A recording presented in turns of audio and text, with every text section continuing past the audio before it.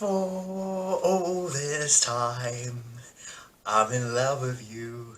No matter what they say, we can be the same. No matter what they say.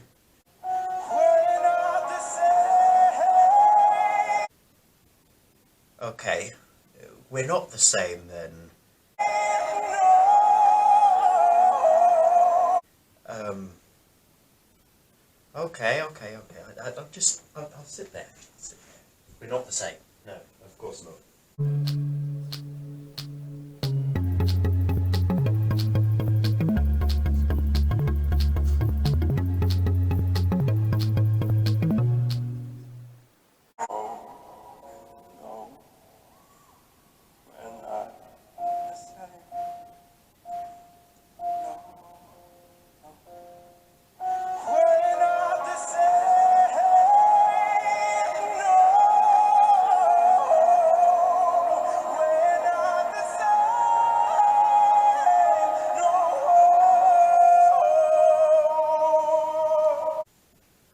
Hi here, Finns here. I am back for another video, and today it's time for another one of my jury reviews, if I was a jury member.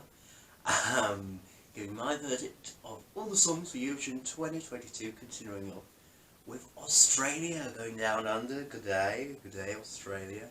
And Sheldon Riley and his song Not the Same, bringing us quite a beautiful male ballads in a way. Very dramatic, but very bringing that vulnerability side, making up the words fit on the spot here. Very vulnerable kind of song. It's actually really touching when you really get to understand what the song means. I've looked this up, and the song was about when he was 6 years old and being diagnosed with Asperger's syndrome, growing up and unaware of his sexuality, and a deeply religious family as well. It's really emotional when you really get into those, when you understand the meaning of this song. It's really sad, really heartbreaking, and he's written a song all about it and send it to Eurovision. Why not, you know? Send your best material at Eurovision. It's such a beautiful piece of music. It really is. The lyrics, you know, I was told at 6 years old, they avoided me if my heart was cold. Oh my goodness, you know, these lyrics are deep. Deeper than the ocean, you know. Deep lyrics. Deep lyrics. With a lot of meaning and a lot of heart.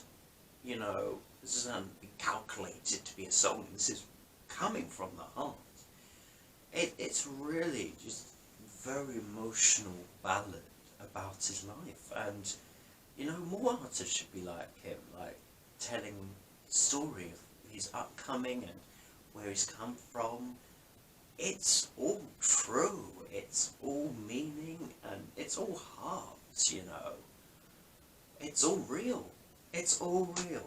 And I think that's what I like about it. Saying, we're not the same. It's just, it's the truth. It's the truth. And I think that's what makes the song so much better. It comes from the heart. It comes from the heart. And you can tell by the performance, he means every word he says. It's beautiful. It's just such a beautiful song. It really is. And Sheldon Riley is such a character, you know. All his outfits and costumes he likes to wear. And good for him, why can't he wear that kind of stuff? It's not offending everybody. Well, it might, but it ain't offending me, that's for sure. I mean, the mask he wears, you know, is now a trademark. I mean, it's not a mask where you you can see some of his face. It's not a mask where, like on The Masked Singer, where you can't see anything, like no skin whatsoever. You can still see, you know, the shape, the outline of his face. But what's really beautiful when he takes it off in that song, that, oh gosh, you know, that gave me goosebumps the first time watching that performance.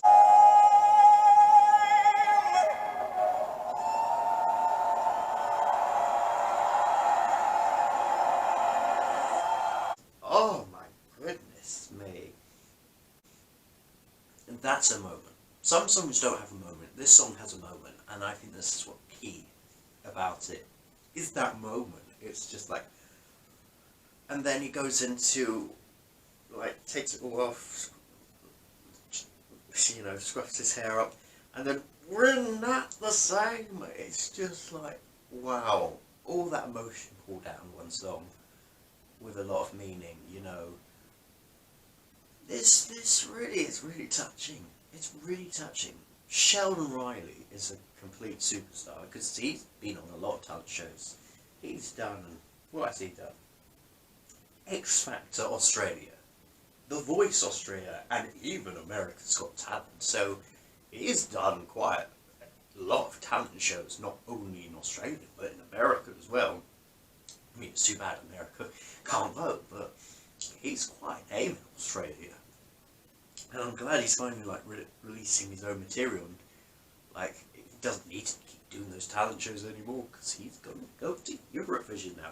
This is great. This is great. He's a really good star, and you know, yeah, and a good ambassador for Australia to send. I mean, I'm happy they're sending a guy again, and he's a great artist. Great artist, and really, you know, Eurovision so suits him. You know, it's the right platform for him. Yeah. So prediction-wise, how will this do? This is Australia will be competing in semi-final 2 this year.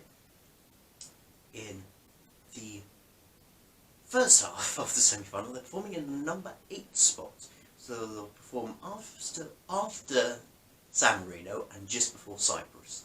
I think that Australia are going straight through to the final. I think, yeah, I think Australia are certainly qualifying this year. This won't be another Montaigne moment, you know.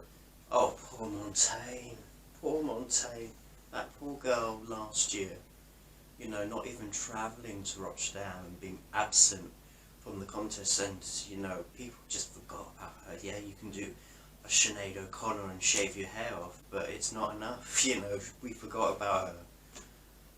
Poor Montaigne, I still feel bad about that moment when they put her in the green room in the Australia. Oh, in those results, it's just, oh god, her not being there. But we need to park that aside. It will not be another Montaigne moment. I think Sheldon Riley is definitely going to Turin, because if you can go to the London Eurovision pre-party, you know, surely they can travel to Turin. I think, yeah, I think Australia have learned their lesson from last year. Not to do an on-tape version is not always the best. I mean, it worked for Iceland last year, but they were still, you know, in Eurovision for that first week of rehearsals, and there was a bit more hype, you know. Yeah. And so Australia hopefully will be there this year. If they're doing the London Eurovision pre-party this year, they're definitely going to be going to Turin, so that's great. And actually, I think this could be a contender to win the semi-final. I know everybody's saying Sweden will win the second semi-final.